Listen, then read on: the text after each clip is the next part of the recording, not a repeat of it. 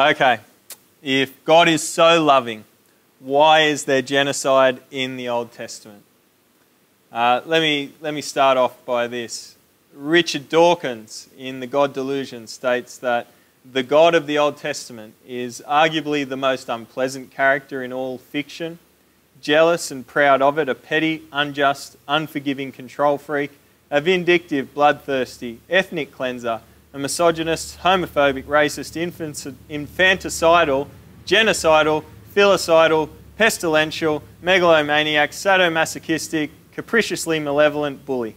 Okay, you might be surprised to hear me say that at first glance, it's hard to refute Dawkins' words if you open the Old Testament and only read specific parts. For instance, the flood of Genesis 6 suggests that God wiped out all of humanity other than a single family. The plagues of Egypt in Exodus speaks of God killing the firstborn sons of the Egyptian people. Deuteronomy chapter 20 shows that God commanded the people of Israel to take possession of the land that God had promised them. He also tells them, "You shall not leave alive anything that breathes in the cities that he'd promised them." God says that you shall utterly destroy them: the Hittite, the Amorite, the Canaanite, the Perizzite, the Hivite, the Jebusite, as the Lord your God has commanded you, all different people groups. And 1 Samuel chapter 15 tells us that God commanded his people to put to death every adult and every child of the Amalek people. But then we can contrast that with statements such as this from the Bible. In the book of 1 John it says, God is love, and whoever abides in love abides in God, and God abides in him. Joel, the prophet, tells us that God is gracious and merciful, slow to anger, abounding in steadfast love, and he relents over disaster. The psalmist says in Psalm 36, "How precious is your steadfast love, O God."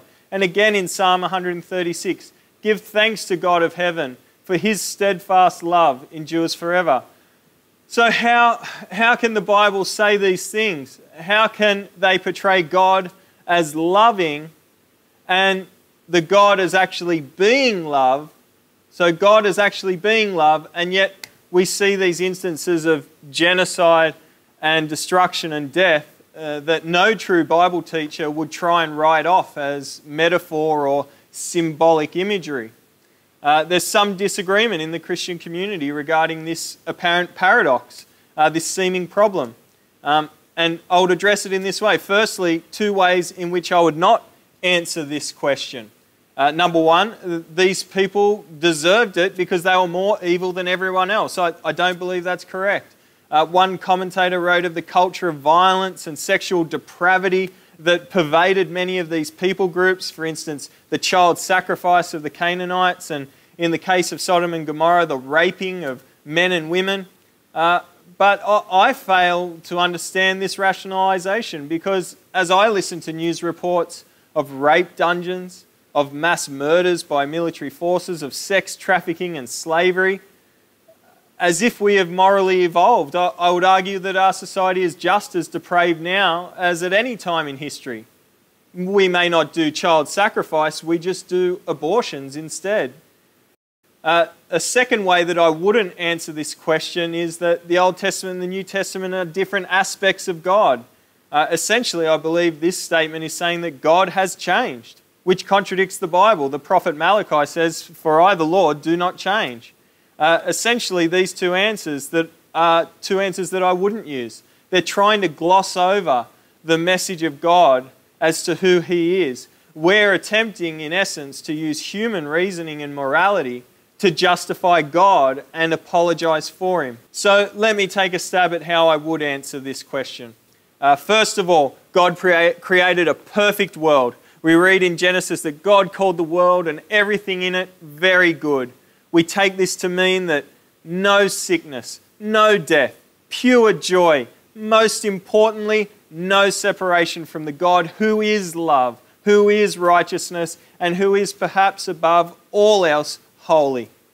But then, secondly, sin enters the world, and along with sin, a whole raft of consequences.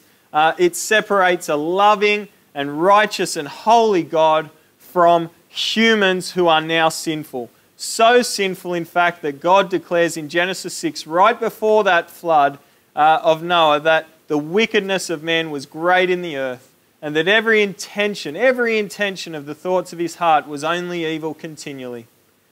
This has not changed. We might call ourselves good, but Jesus declared that none are good but God alone.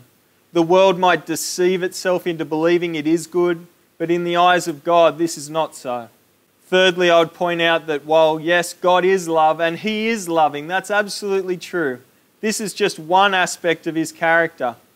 God is as much more than just love. Importantly for this question, He is also a just God.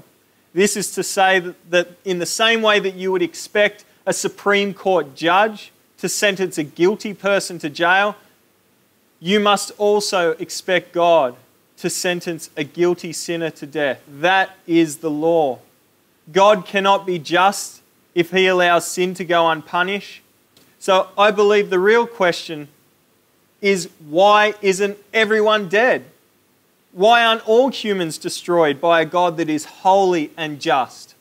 And there we must look to the love and mercy of God.